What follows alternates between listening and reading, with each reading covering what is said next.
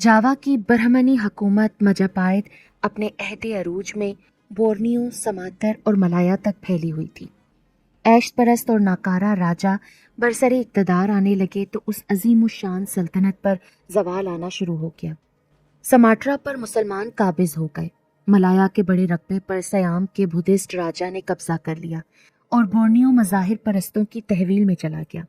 ले देकर बस जावा पर एक जवाल पजीर हुकूमत अपनी गिरफ्त बरकरार रखने की नाकाम कोशिश कर रही थी। मजापायत के राजा भुआनी का इंतकाल हुआ तो तख्त के दावेदार उसके तीनों बेटे थे, राजकुमार कृष्णा, राजकुमार पृथ्वी और राजकुमार परमेश्वर। कानून के मुताबिक तख्त पर राजकुमार परमेश्वर का हक था क्योंकि वही तीनों में बड़ा था, मगर उसकी सौतेली माँ अपने बेटे राजकुमार कृष्णा को तख्त पर बिठाना चाहती थी। राजकुमार परमेश्वर की सौतेली माँ महारानी सरला ने सेनापति विश्वनाथ से मिलकर एक साजिश तैयार की। वो इस साजिश के जरिए अपने बेटे राजकुमार कृष्णा के अलावा तख्त के बकिया 2 दावेदारों को राह से हटा देना चाहती थी। सेनापति विश्वनाथ की हसीन नौजवान बेटी सरिता राजकुमार परमेश्वर से इश्क करती थी और राजकुमार भी उसे चाहता था। जब सेनापति विश्वनाथ अपने घर में साजिश के ताने बाने बुन रहा था और कातलों को राजकुमार पृथ्वी और राजकुमार परमेश्वर के कत्ल पर मुतय्यन कर रहा था, तो सरिता ने छुपकर सब कुछ सुन लिया। उसी शब्द सरिता ने अपनी जान पर खेलकर राजकुमार परमेश्वर को उसके कत्ल की साजिश से आगाह कर दिया। सरिता ने अपने इश्क का वास्ता देकर राजकुमार को वहां से फरार होने पर आमादा कर लिया। राजकुमार परमेश्वर अपने दोस्त नारायण के हमरा उसी रात दारुल हुकूमत से फरार हो गया। नारायण के मशवरे पर उसने सिंगापुर को अपनी मंजिल करार दिया। सिंगापुर भी उस वक्त मजापायत की हदूद सल्तनत में था। वहां का निगरानी हुकूमत दयाल था, जो नारायण का दोस्त था। नारायण को उम्मीद थी कि वहां हर तरह राजकुमार परमेश्वर का साथ दिया जाएगा, और बाद में यही हुआ भी। सफर बहुत तवील था। कुछ सफर उन्होंने घोड़ों पर किया और कुछ कश्तियों और बहरी जहाजों पर। वो दोनों दरियाए मूसी पार करके हांबी की तरफ जा रहे थे कि उन्होंने एक पेड़ के नीचे किसी दरवेश को बैठा हुआ देखा। उन दोनों ने भी पेड़ के साए में दोपहर का खाना खाने का फैसला किया। दरख्त के साए में पहुंचकर वो दोनों घोड़ों से उतरे, उन्हें दरख्त से बांधा और बैठ गए। कुछ देर सस्ताने के बाद उन्होंने खाना निकाला और दरवेश को खाने की दावत दी, जो अभी तक आंखें बंद किए सारी दुनिया से बेनियाज बैठा हुआ था। राजकुमार परमेश्वर की आवाज सुनकर दरवेश ने आंखें खोली और कहा, राजकुमार, मेरा रोजा है, इसलिए मैं खाने में शिरकत से माजूर हूँ। दरवेश की बात सुनकर दोनों ही सटपटा गए और सोचने लगे कि दरवेश को कैसे पता चल गया कि परमेश्वर राजकुमार है। दरवेश पहुंचा हुआ बुजुर्ग था। उससे उन दोनों की सोच भी छुपी न रह सकी। उसने मुस्कुराते हुए कहा, अल्लाह जिसे चाहता है इल्म की दौलत से माला माल कर देता है। मैं तो तुम्हें ये भी बता सकता हूँ कि तुम्हारे चले आने के बाद मजापायत के दारुल हुकूमत मगलांग में हालात ने क्या नई करवट ली। राजकुमार परमेश्वर और नारायण दोनों ने खाना छोड़ दिया और दरवेश के पास आकर अदब से बैठ गए। परमेश्वर ने मुअद्दब लहजे में दरवेश को मुखातिब किया, तुम तो बड़े पहुंचे हुए सोनान यानी वली मालूम होते हो। मेरा मन बहुत परेशान है। अगर तुम मगलांग का कुछ हाल बता दो तो बड़ी कृपा होगी। दरवेश बगैर किसी तमहीद के परमेश्वर को गुजरे हुए हालात बताने लगा। राजकुमार कृष्णा अब राजगद्दी संभाल चुका है। राजकुमार पृथ्वी कत्ल किया जा चुका है और उसके कत्ल का इल्जाम तुम पर धर दिया गया है क्योंकि तुम उनके लिए लापता हो। सरिता महफूज है, मगर तुम्हारे बगैर उसकी जिंदगी वीरान है। तुमने जहाँ का कसद किया है वहां जरूर पहुंचो, तुम्हारी मुराद पर आएगी। ये कहकर दरवेश खामोश हो गया। परमेश्वर और नारायण दरवेश की बात सुनकर उसके कदमों में गिर गए। वो दरवेश से बेहद मुतासिर हो गए थे। चंद लम्हों बाद उन्होंने सर उठाया तो उन्हें दरवेश कहीं नजर न आया। दोनों ने खाना खाया और वहां से रवाना हो गए, और फिर वो दिन रात सफर करते हुए दरवेश की हदायत के मुताबिक सिंगापुर पहुंच ही गए। दरवेश ने जो पेशगोई की थी वो लफ्ज बलफ्ज सही साबित हुई। राजकुमार परमेश्वर ने 1396 में सल्तनत मलका की बुनियाद रखी। उसने दयाल को प्रधानमंत्री यानी वजीर आजम और नारायण को सेनापति यानी सिपा सलार नामजद किया था। मलका की हुकूमत चंद ही दिन में सूरत थानी तक वसी हो गई। اسی دوران میں نارائن نے اپنے اثر و رسوخ استعمال کر کے اور بڑی کاوشوں کے بعد سریتا کو مگلانگ سے بلوا لیا اور اپنے دوست پرمیشور کو آخر وقت تک اس سے بے خبر رکھا تاکہ اچانک اپنی محبوبہ کو سامنے دیکھ کر اس کی خوشی دوبالا ہو جائے۔ نارائن جانتا تھا کہ اس کا دوست ایک سلطنت کا کل مختار ہو کر بھی ہر وقت کیوں کھویا کھویا رہتا ہے۔ اس نے اپنے دوست کی محبوبہ کے وہاں پہنچنے کا بندوبست کر کے حق دوستی ادا کر دیا تھا۔ پرمیشور کا دل باغ باغ ہو گیا۔ اسے جب تمام حالات کا علم ہوا تو اس نے اپنے دوست کی ذہانت کا اعتراف کیا، ورنہ سریتا کا مگلانگ سے نکلنا اتنا آسان نہ ہوتا۔ اس واقعے کے 7ویں دن سریتا اور پرمیشور کی شادی دھوم دھام سے ہوئی۔ ملکہ والوں نے دیوالی کا سا سما پیدا کر دیا۔ انہوں نے اتنی خوشیاں منائی کہ یادگار بن کر رہ گئیں۔ مہارانی سریتا اور مہاراجہ پرمیشور کا سنجوگ دولت و اقبال کی علامت بن کر رہ گیا۔ ملک میں خوشحالی کے ایک نئے دور کا آغاز ہوا۔ ایک دن سیناپتی نارائن اور پردھان منتری دیال دونوں مہاراجہ پرمیشور کے پاس پہنچے۔ پردھان منتری دیال نے بڑے دکھ سے کہا، آپ کے انصاف کے نتائج بہت خطرناک ہوتے جا رہے ہیں۔ یہ بات سن کر مہاراجہ پرمیشور کے تیور بدل گئے۔ اس نے سختی سے کہا، پردھان منتری جی، مجھے الجھی ہوئی باتیں بالکل بھی پسند نہیں ہیں۔ جو کچھ کہنا چاہتے ہو صاف اور واضح الفاظ میں کہو۔ پردھان منتری دیال نے کہا، مسلمان یہاں کے لوگوں کا دھرم بھرشٹ کر کے انہیں مسلمان بنائے جا رہے ہیں، اور ہم قانون کی رو سے ان کی گرفت نہیں کر سکتے کیونکہ آپ نے ہر مذہب کے مبلغ کو تبلیغ کی کھلی چھٹی دے رکھی ہے۔ اس کی یہ بات سن کر مہاراجہ پرمیشور نے کہا، دھرم اس قانون سے بالا تر ہے جو ملکی انتظام کے لیے بنایا جاتا ہے۔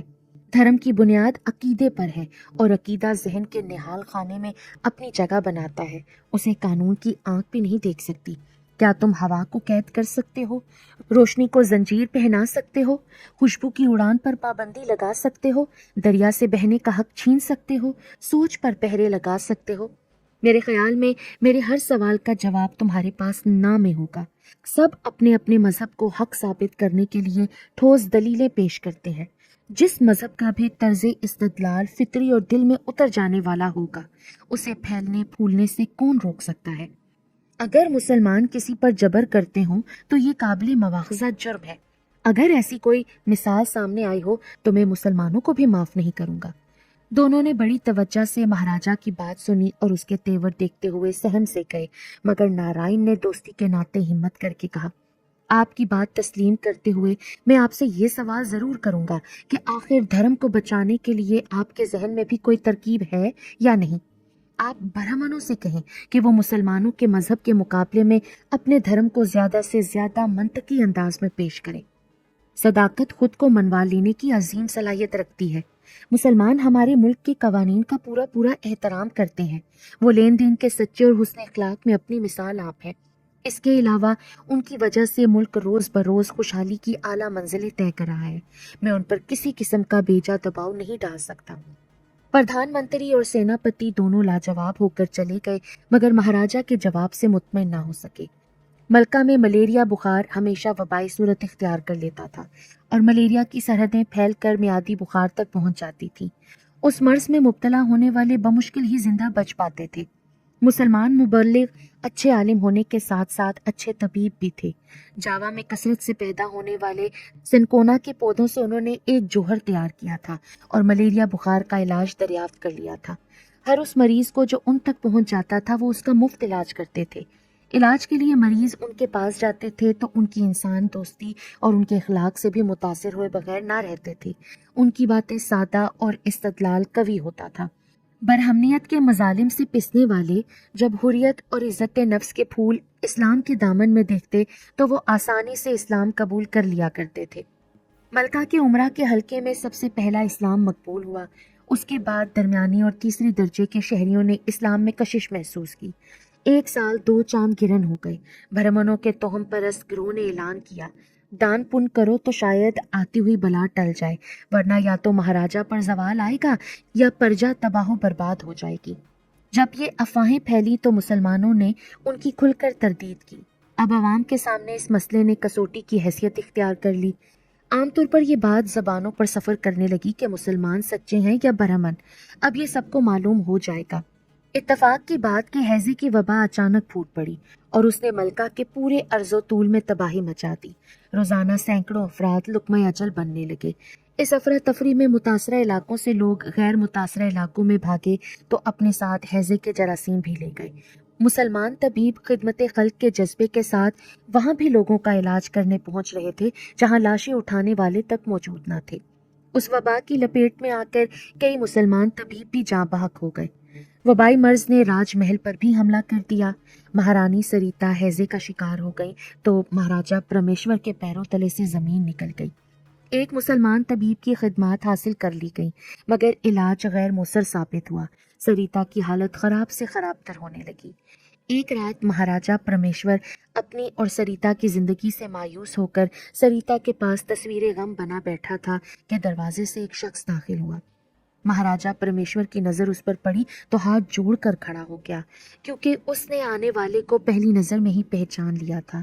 ये वही दरवेश बुजुर्ग थे जिनसे दौरान सफर में सरेराह मुलाकात हुई थी और उन्होंने मगलांग के हालात से महाराजा परमेश्वर को आगाह किया था।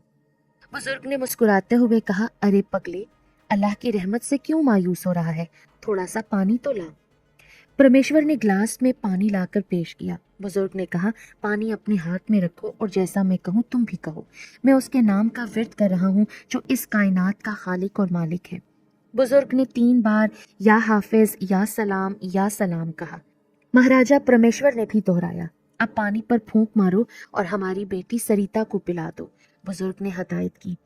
महाराजा परमेश्वर ने हदायत पर अमल किया। जैसे ही पानी सरिता के हलक से उतरा उसने एक डकार ली और आंखें खोल दी। थोड़ी देर तक वो महाराजा परमेश्वर को देखती रही मगर जैसे ही बुजुर्ग पर नजर पड़ी उठकर बैठ गई। ये कौन है? सरिता ने महाराजा परमेश्वर से पूछा। इन्हें प्रणाम करो सरिता, ये एक सोनान यानी दरवेश है। इन्हीं की बदौलत तुम्हें सेहत नसीब हुई है। सरिता ने खड़े होकर प्रणाम किया और मुकद्दस दरवेश के कदमों पर झुक गई। मुकद्दस दरवेश 2 कदम पीछे हट गए। बेसाख्ता उनकी जुबान से अस्तगफिरुल्लाह निकला और साथ ही तंबीह की, इंसान को इंसान के कदमों पर इस तरह नहीं झुकना चाहिए। तुम्हें अल्लाह ताला ने शिफा दी है, उसी का शुक्र अदा करो। परमेश्वर की आंखों में आंसू आ गए। उसने भर्राई हुई आवाज में कहा, ए मुकद्दस दरवेश, क्या ऐसा नहीं हो सकता कि सारी प्रजा की बीमारी मुझे लग जाए, मैं मर जाऊं और सब ठीक हो जाए? मूर्ख हो तुमने अल्लाह को समझा ही नहीं। वो इस बात पर मजबूर नहीं है कि दूसरों को अच्छा करने के लिए तुम्हें जरूर हलाक कर दे। उससे उसकी रहमत तलब करो, वो जरूर फजल फरमाएगा।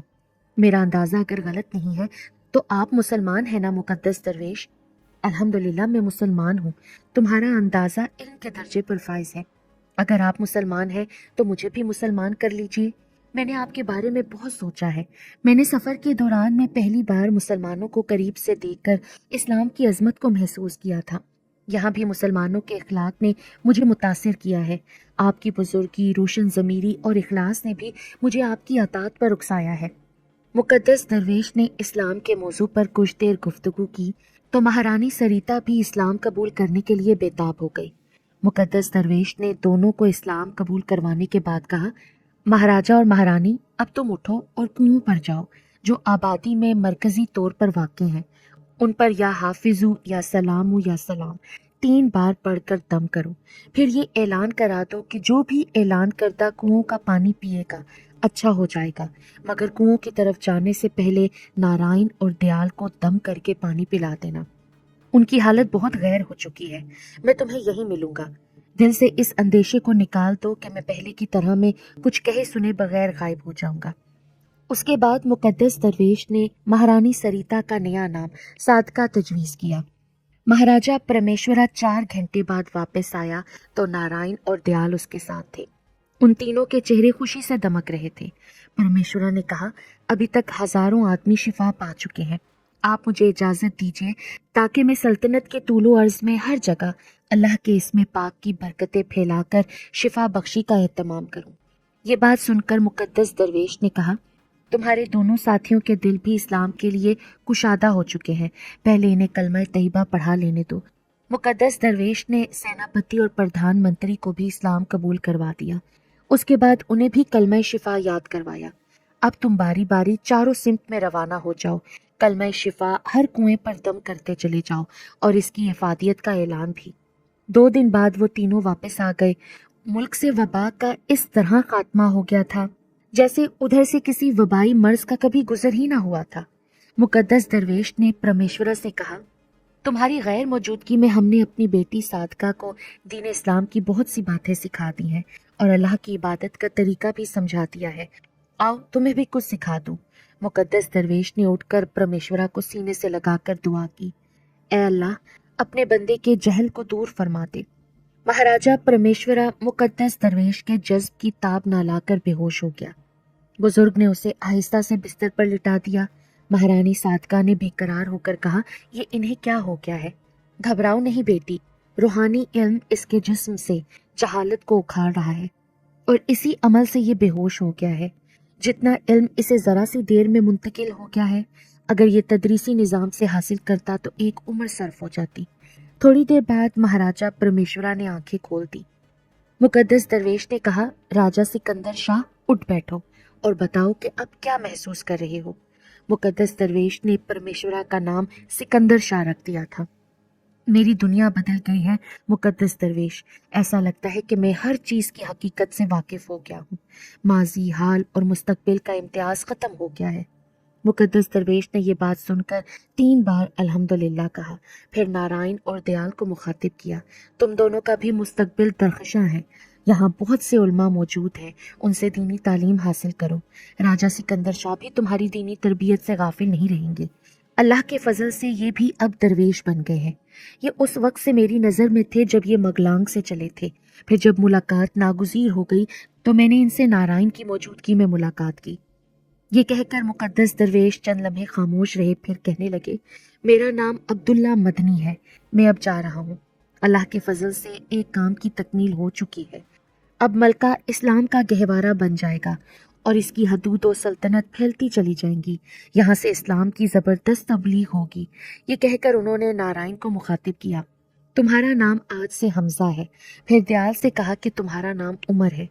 یہ کہہ کر وہ اٹھ کھڑے ہوئے اور پھر صادقہ کے حق میں دعائے خیر کر کے نظروں سے غائب ہو گئے۔ کچھ دیر تک تو سب پر حیرت و استعجاب کا عالم رہا۔ پھر راجہ سکندر شاہ نے کہا، مقدس درویش عبداللہ مدینۃ الرسول صلی اللہ علیہ وآلہ وسلم پہنچ گئے ہیں۔ حمزہ کے حواس بحال ہوئے تو سوال کیا، اب آپ کا کیا ارادہ ہے؟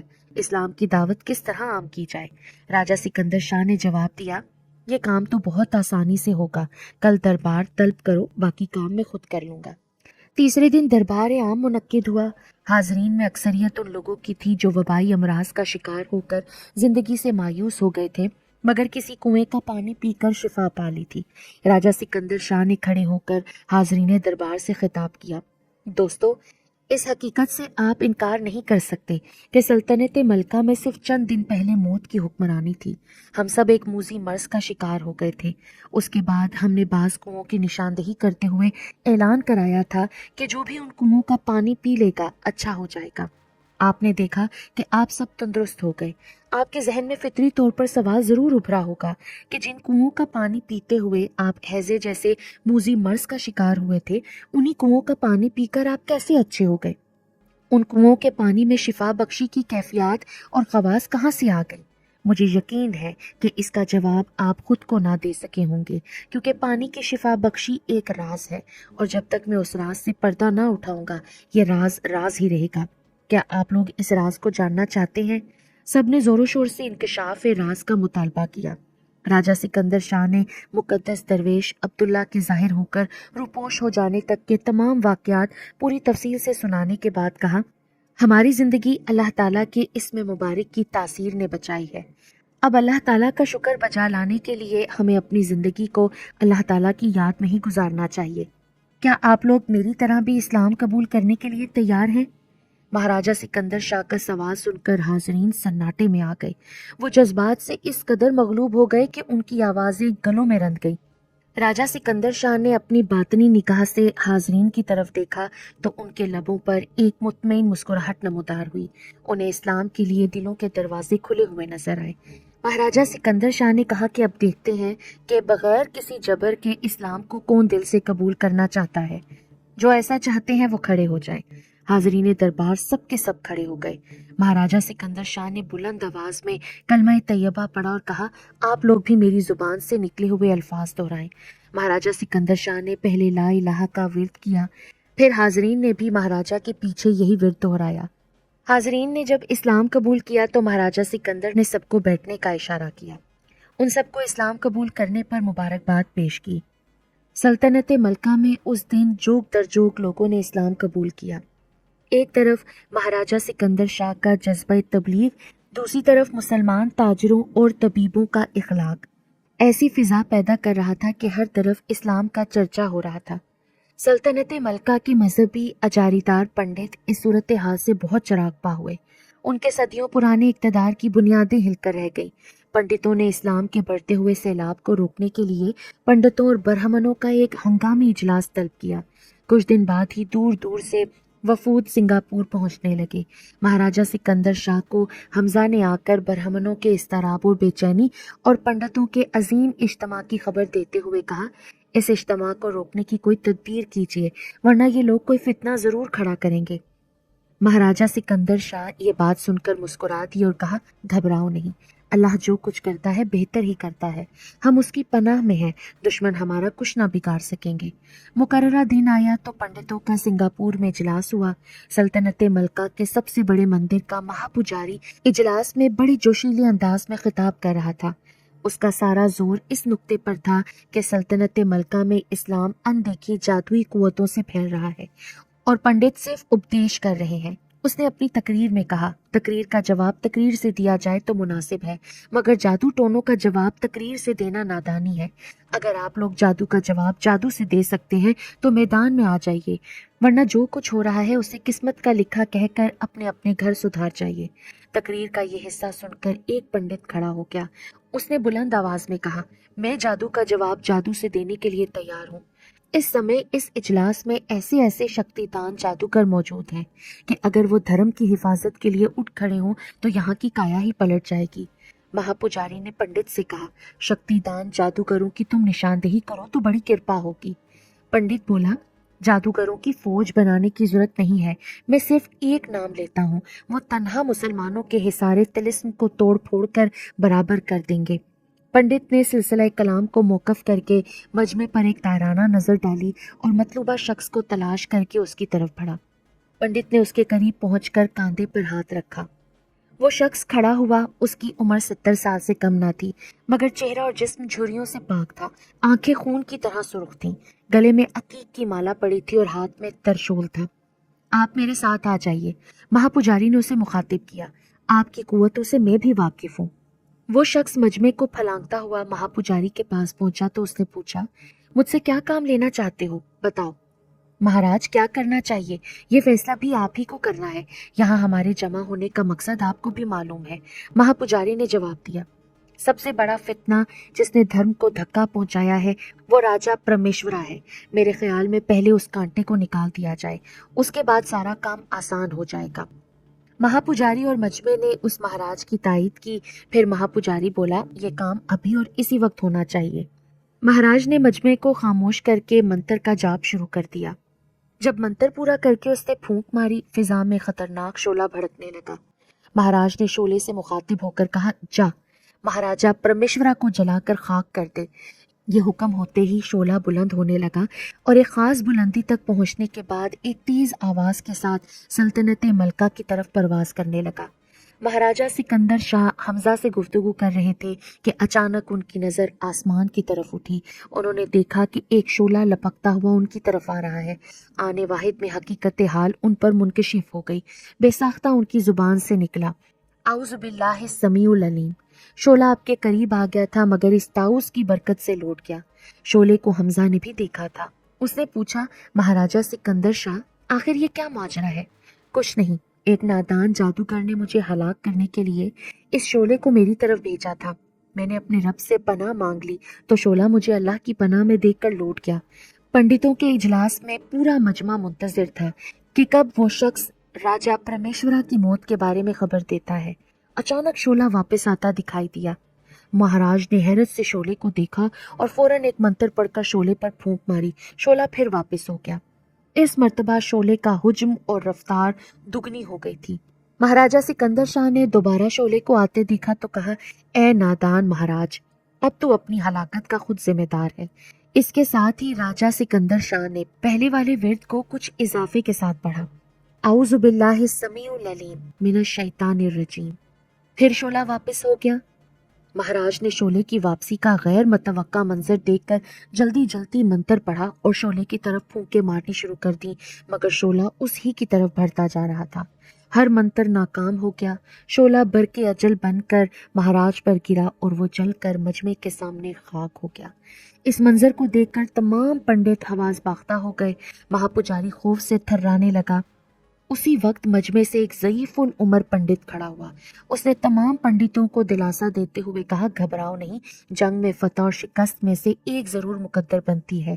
मेरे पास देवताओं का दिया हुआ एक तीर है। मैंने ज़िंदगी में अब तक उस तीर को 6 मरतबा इस्तेमाल किया है और उसका निशाना कभी ख़ता नहीं हुआ। मैं ये तीर महाराजा परमेश्वरा की तरफ भेज रहा हूँ।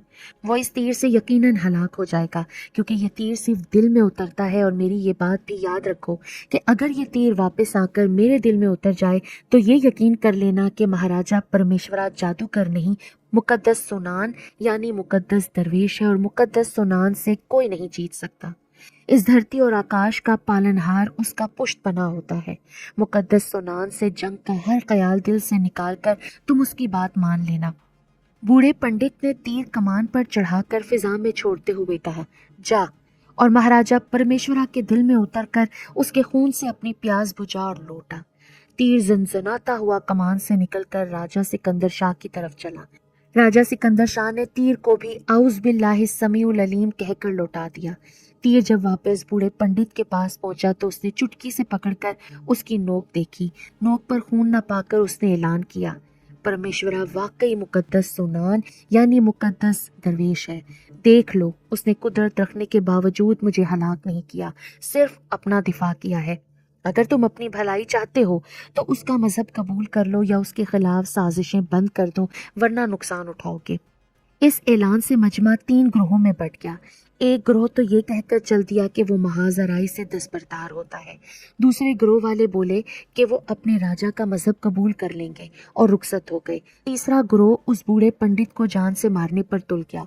उनकी नज़र में पंडितों के अजीम इज्तिमा को धर्म भरम करने का वही जिम्मेदार था। बाज नौजवान पंडित गुस्से से बेकाबू होकर बूढ़े पंडित को मारने बढ़े तो वो नजरों से गायब हो गया। बूढ़े के इस तरह गायब हो जाने से बाकी मांदा लोग भी वहां से भाग गए। महाराजा सिकंदर शाह अब भी हमजा से गुफ्तगू में मसरूफ थे और पंडितों के इजलास का आंखों देखा हाल उन्हें सुना रहे थे कि सिलसिला कलाम रोक कर मुलाजिम को आवाज दी। वो आया तो कहा, दरवाजे पर एक ज़ईफ खड़ा है, उसे बुला लाओ। मुलाजिम के साथ जब वो ज़ईफ आदमी आ गया तो महाराजा सिकंदर शाह ने हमजा से कहा, ये हैं वो पंडित बुजुर्ग जिन्होंने हम पर तीर चलाया था। बूढ़ा पंडित हाथ जोड़े खड़ा हुआ था। उसने बड़े अदब से कहा, मैं अपने कसूर की माफ़ी मांगने आया हूँ, क्या आप मुझे माफ़ नहीं करेंगे? मैंने तो आपके आने से पहले उसी वक्त आपको माफ़ कर दिया था जब आपने मेरी हमायत में गुफ्तगू करके लोगों को अपना दुश्मन बना लिया था। मैं आपका शुक्रिया अदा करता हूँ कि आपने मुझे माफ़ कर दिया। अब मुझ पर एक और करम कर दीजिए, वो ये कि मुझे अपने मज़हब में दाखिल कर लीजिए। मैं चाहता हूँ कि चंद लम्हों बाद जब मेरा सफ़र आखिरत शुरू हो तो मेरे पास ईमान की मशल भी हो जो अनजाने अदम के रास्तों में मेरे काम आए। महाराजा सिकंदर शाह ने बिला ताखीर पंडित को कलमा तैयबा पढ़ाया। अभी तीसरी मर्तबा कलमा तैयबा की तलावत की तकमील हुई थी कि पंडित की रूह कफ्से अंसरी से परवाज कर गई। महाराजा सिकंदर शाह ने अपने साथियों से कहा, कितने खुश नसीब थे ये पंडित जी कि अल्लाह ताला के करम से आखिरी लम्हों में इन्होंने इस्लाम कबूल कर लिया। नहला धुलाकर महाराजा सिकंदर शाह ने नमाज जनाजा पढ़ाई और हजारों मुसलमान तजहीज़ व तकफीन में शामिल हुए। मलाया के पंडित इस्लाम की राह की आखिरी दीवार थे। वो मुखालफत से दस्तबरदार हुए तो इस्लाम बड़ी तेज़ी से फैलने लगा। नौ मुस्लिमों की दीनी तरबियत के लिए वसी पैमाने पर दरसगाहें कायम की गई। खूबसूरत मस्जिदों की तामीर में भी राजा सिकंदर शाह ने बढ़ चढ़कर हिस्सा लिया। अपने 18 साला दौरे हुकूमत में उन्होंने सल्तनत मलका को मदीनतुल अलूम बना दिया। सल्तनत मलका से तरबियत पाकर निकलने वाले मुबल्लिगीन ने इस कामयाबी की हदों को वसी से वसी तर कर दिया। مہاراجہ سکندر شاہ نے بحری اور بری قوتیں بھی بہت مضبوط کر لی تھیں، مگر ان کی زندگی نے وفا نہ کی، ورنہ جاوا کی مجاپائت سلطنت انہی کے ہاتھوں زیر نگیں ہو جاتی۔ اس کے باوجود وہ دنیا سے بہت مطمئن ہو گئے۔ انہیں اپنے ہونہار اور لائق فرزند سکندر شاہ اور اپنے رفقائے کار پر پورا اعتماد تھا کہ وہ اللہ تعالیٰ کے فضل سے انڈونیشیا کے گوشے گوشے میں اسلام کا نور پھیلا دیں گے۔ مہاراجہ سکندر شاہ حضرت عبداللہ مدنی کے فیض یافتہ تھے۔ وہ وقت کے 40 ابدالوں میں سے ایک تھے۔ انہی کے نسبت کو عام کرنے کے لیے مہاراجہ سکندر شاہ نے بیک وقت تخت سلطنت اور سجادہ مشیخت پر جلوہ آرائی کی۔ فقر و سلطانی کا جو حسن امتزاج ان کی زندگی میں پایا جاتا تھا، اس سے ان کی انفرادیت امر ہو گئی۔ بلا شبہ وہ ایک عظیم المرتبت سلطان اور برگزیدہ درویش تھے۔ ان کا مزار اقدس سلطنت ملکہ میں آج بھی ہے۔